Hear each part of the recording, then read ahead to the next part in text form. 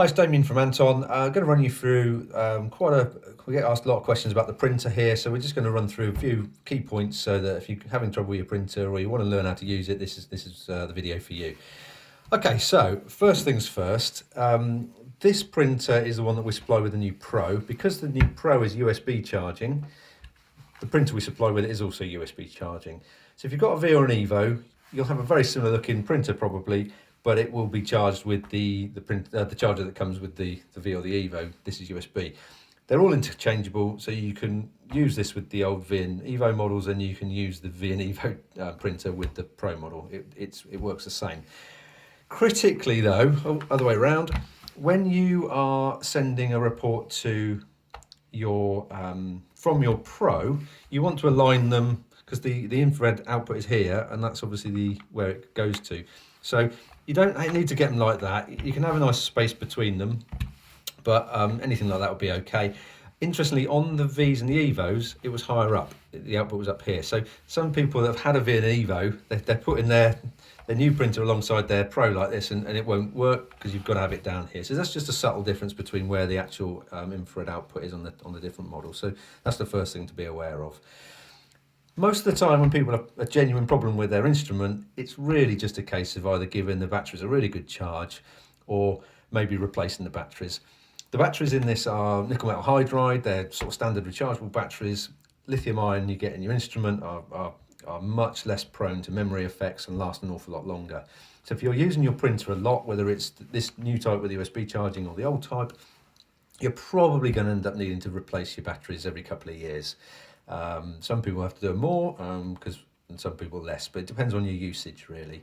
But don't think this is broken. Sometimes you just need to put a new battery in it. Now what you can do, actually before I show you that, another common thing that we get is when people come to replace the paper in it, so you flip this, you pull that up. This one is obviously nearly dead, so we'll put that to one side. I'm now going to replace it with a new bit of paper, new paper roll.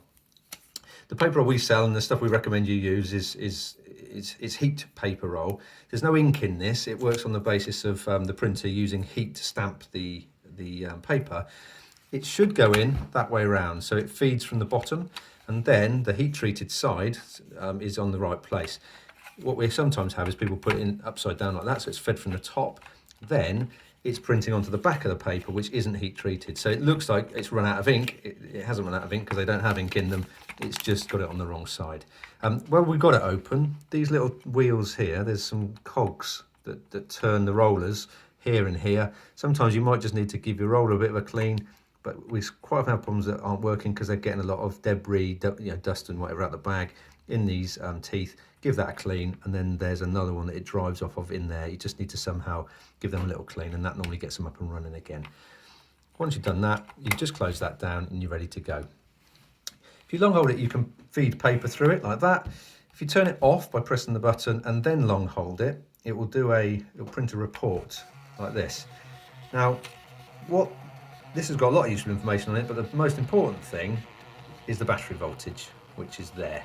So this is saying it's got 4.58 volts battery. Okay, so just pull that off. If you think you're having trouble with the batteries and it won't take a charge, you can do one of those tests. Obviously, you can plug it in so that it will work.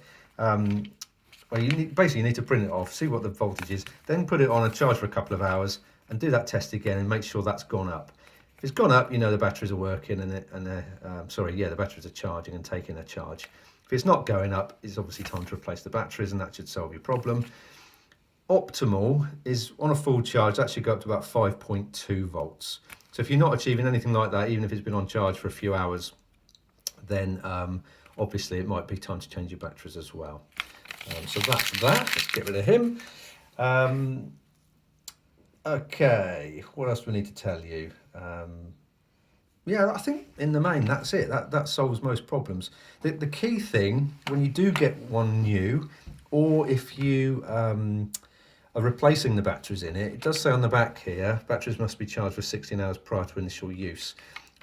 We can't ship batteries fully charged. Rechargeable batteries, obviously for various reasons, so they have to come partially charged. So we always say give it a good 16-hour charge on first startup. If you do that, you'll get the best life out of the batteries going forward. You know, you should find they last longer and hold their charge much better over the course of their life. So whether it's new or whether you're replacing batteries, we recommend that. And obviously replace with the right type of batteries. If you know, we sell them, but if you're going to replace them, make sure they're exactly the same spec, because again, that could affect it. If you have got the older one, which is rather than a USB cable, you've got the charger on the side there.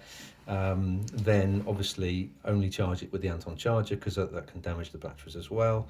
And as I say, you press print on the thing and out it comes. But you can see it's a nice fast printer. If you maybe used others in the past, the Anton one seems to be quicker than most. Hopefully that's useful. As ever, get in touch with us on our details on our website if you've got any other questions.